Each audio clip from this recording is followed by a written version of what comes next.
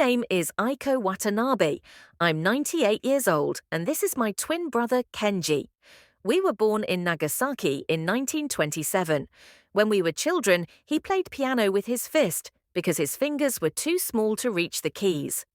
And I played violin because my mother said I looked like I was praying when I held the bow. We were supposed to perform together at school. That was our dream. But the day before the recital, the world ended. It was August 9th, 1945. I remember the morning clearly. The air felt strange, too still, too heavy. I had gone to my friend's house near Urakami Cathedral to borrow sheet music. At 11:02 a.m., the sky turned white. I don't remember the sound. There was no sound, just wind. A wall of heat that came from nowhere. The bomb exploded just 500 meters from where I stood. My friend was vaporized instantly. I woke up covered in skin that wasn't mine.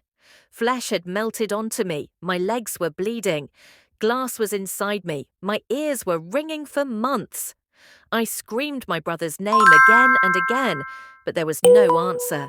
I returned home, dragging one leg behind me. But home was a shadow on the ground.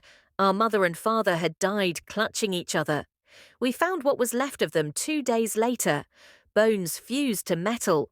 Our baby sister, when 8 years old, was found in the well trying to escape the fire. And Kenji, my twin, was gone. I lived the next 14 years in silence. I walked with a limp. I never remarried. I stopped eating for weeks at a time. I stopped playing the violin.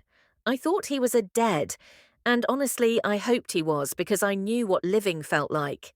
But in 1959, I turned on a radio and I heard him, a piano piece, one I had only heard once, half finished on the morning before the bomb. I fell to my knees. I called the station over and over. And when he finally picked up the phone, I heard the sound of breathing. That was all I needed. Kenji had survived. He had been thrown into a brick wall, suffered burns down his back, and went deaf in one ear. But he lived. He had spent 14 years composing songs he never thought I'd hear. We met again in Tokyo, and we sat in silence for hours.